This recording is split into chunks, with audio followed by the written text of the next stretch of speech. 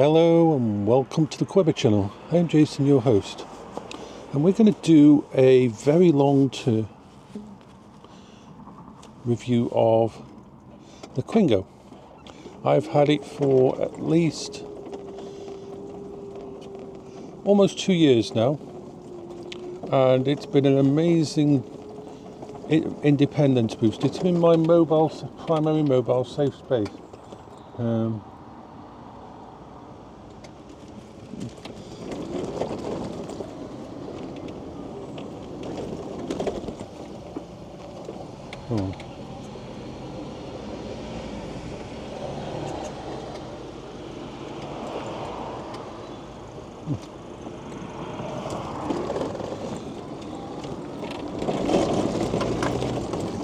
I have taken it off-road, I've taken it out in the worst of the storms. I've used it in wet, I've used it in cold, I've used it in heat. It's sat outside during the winter and the batteries have stayed good. I've gone 855 miles as of today on this vehicle.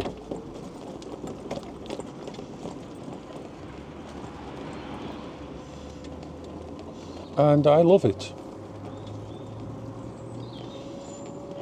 So we're going to do the positives first. Its range. I have never felt range anxiety on this vehicle. I can go all the way to Trentham Gardens and back, and go all the way around the lake. I can basically go anywhere I want on this within reason. It's solid. It's a metal frame, it's not plastic. It's got a lot of leg room. It's got all good running lights and visibility. And it has a wonderfully powerful motor. And when you let it go on the bloody road and you can take you up to 8 miles an hour, it is wonderful, and it can sit at 8 miles an hour for as long as you want and it won't have any problems. It can handle hills, it can handle grass, it can handle pretty much anything I've ever put it on. The electromagnetic automatic braking system, which brings you to a stop really fast as soon as you release the throttle. The steering lever is wonderful, and there is some downsides to it, but I enjoy. It's a nice solid grip. It's metal and foam above the metal. It has a emergency brake, like a brake you would have on a actual motorbike, a pull lever brake.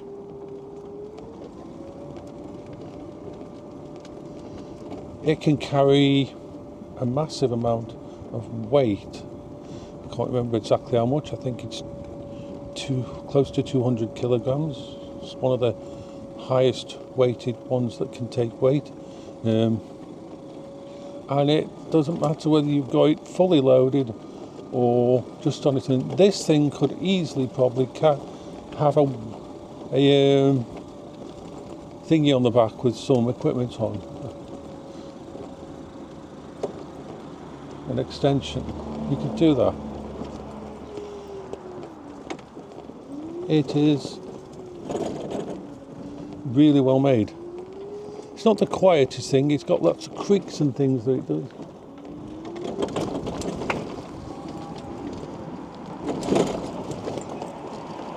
It has a lot of speed and it accelerates really fast. This gets up to its full speed very fast, which is nice for when you're actually crossing roads and that, because you want to cross roads as fast as possible. So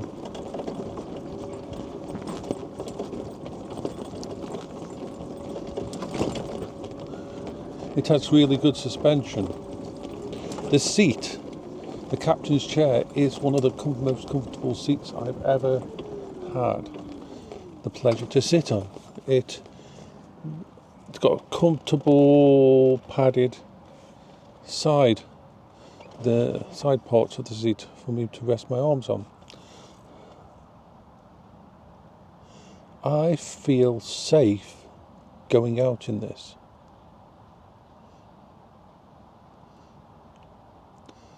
And I love it. I really do.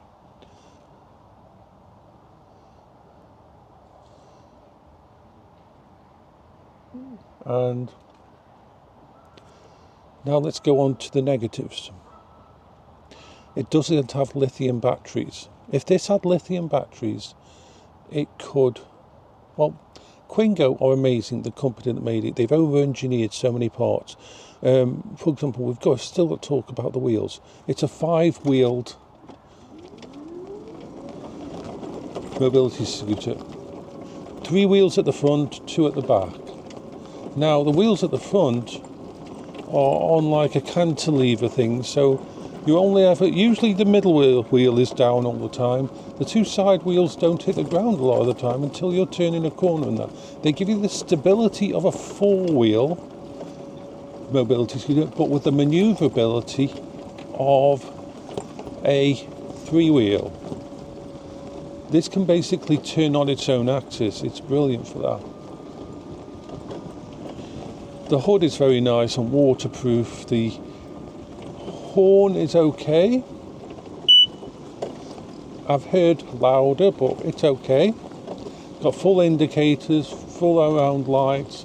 Like I said, it's a class 3 mobility scooter. It can go on the roads, and I feel safe using this on small roads and that. It has a really nice big basket on the front, which I'm going to use today because we're on the way to Tesco to pick up a few items, and that's the freedom that it's given me. I can just leave the house. Now, I would normally go out on the Pride Revo, my other one, my smaller one, to Tesco because it's easier to manoeuvre around the shop and it's smaller.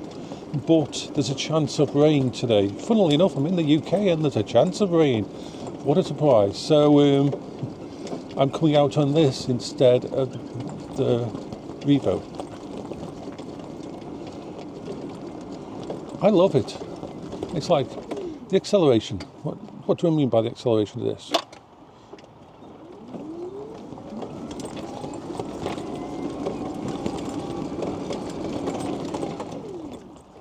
It brakes, it accelerates really well. It's not the Pride Revo when you accelerate fast. It's a very slow acceleration. This, you've got all that acceleration up to 8 miles an hour at your fingertips. It's helpful. It's a good thing.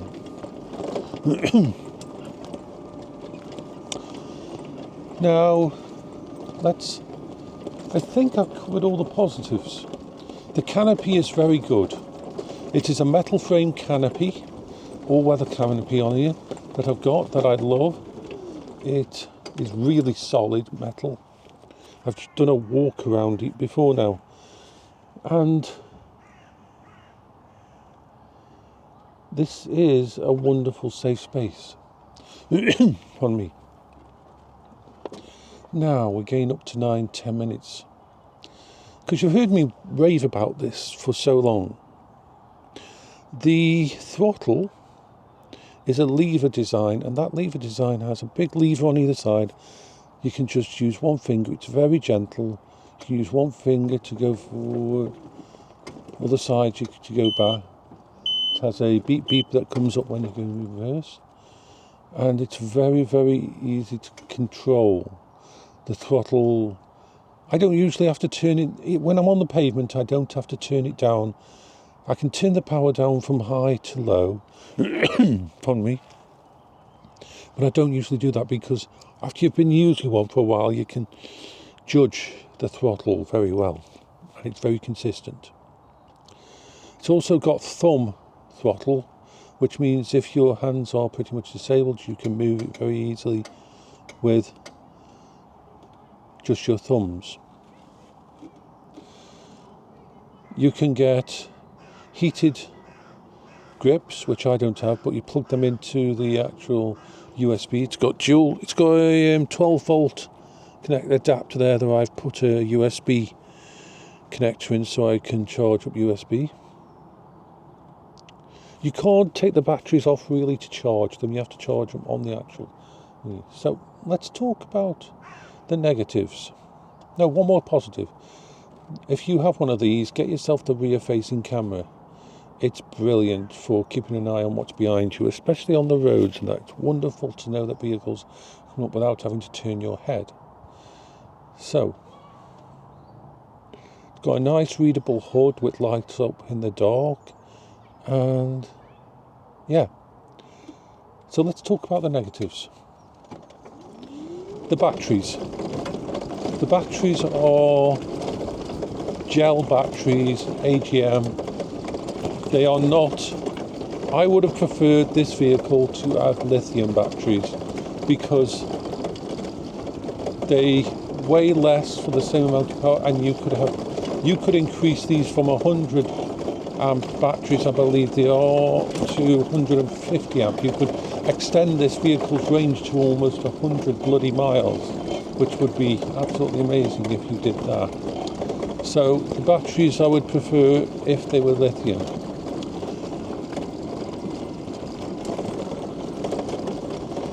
The canopy, the front screen on the canopy is plastic and it scratches, and in the sunlight it blinds you, and it can be dangerous if you're heading into the sun. You can literally not be able to see anything that's in front of you. Not a major thing, because a lot of the time you're not doing that, and I've only had it happen a couple of times.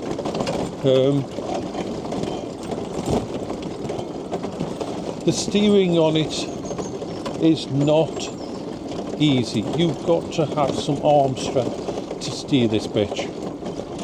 While the throttle can be moved by a fingertip, turning this thing is like a car without power steering.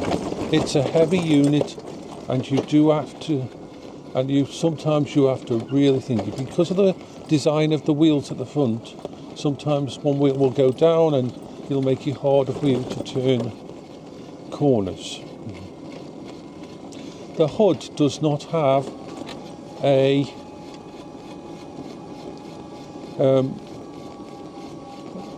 journey miles, which I always missed.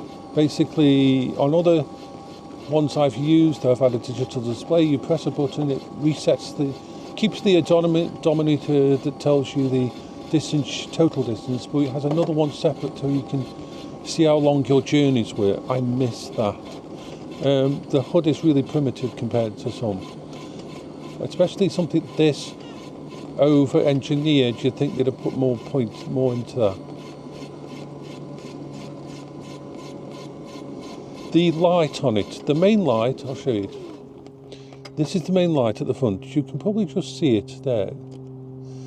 It's not, the main light is an incandescent bulb, not an LED. The running lights are LED. The main light is incandescent. Now, I've tried to drive this vehicle at night, and it is basically, I've got two torches that I just tape to the fucking handlebars to be able to see in front of me, to see the ground in front of me. And that's a design change that needs to happen. If you go out to it's okay on the road, it's okay on a lit street at night, but you can't go through something like this park because the ground is actually completely invisible in front of you. Plus, at night, when you turn on that light, if you've got a canopy, it reflects against the canopy, and therefore thingy. So that needs a bit more thought out on the next iteration. These are all minor things, really, though.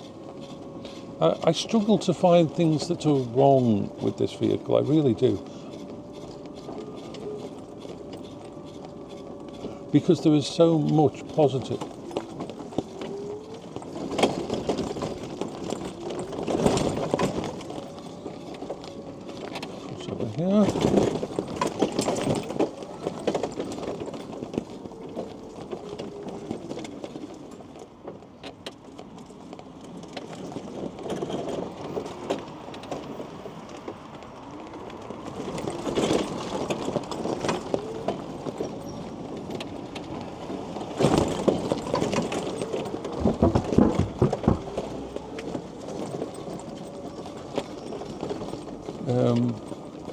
I am really struggling to find negatives. Now, I will be getting rid of this later in the year because I'm upgrading to a different vehicle. But it's not because this is a bad vehicle. It's just that I bought this second hand and it's going to need some work at the end of the year, new batteries. It's going to need probably the motor might need redoing. You've got to think I've done 850 odd miles on this. I've took this everywhere. I've took it, and you know how bad the roads are in the UK and the paths are and that this needs a full overhaul. So I could actually redo this or get a new one. I've got a specific one that I'm going to, which is I've done like 6 months research on, and that's all good. But I'm not moving away from this one because it's a bad one. I'm not moving away from the Quingo because it doesn't do the job. Having a brand new scooter, you see, I never bought this brand new because the Quingo brand new is £8,900, something like that, new. That's without the add-on canopy and without the rear-facing camera and that. It's probably closer to £1,000 with all the fixtures and fittings. I mean, £10,000 for brand new, and there's no way I could afford it when I bought this. So I bought a second-hand one. The other downside to Quingos and stuff like that is they lose they depreciate really, really fast. A brand new Quingo, as I said, is £8,000 to £10,000. You can buy a Quingo with 26 miles on the clock for £1,000 or less.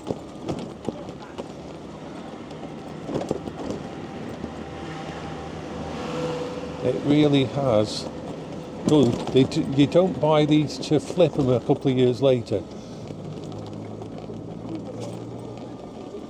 The sad thing is with a Quingo and stuff like that is a lot of the thing is a loved one or a disabled person will buy a Quingo or something like this and then they'll die and they don't get to use it and it just gets put away like this one. This one was bought by a couple because the husband was getting ill and he had a stroke or something and he couldn't move very well, and within weeks of him getting it, he had a problem, he died, and this got put in a garage for a year before it was sold off. So that's the downside. You don't buy one of these to resell them later at a good price.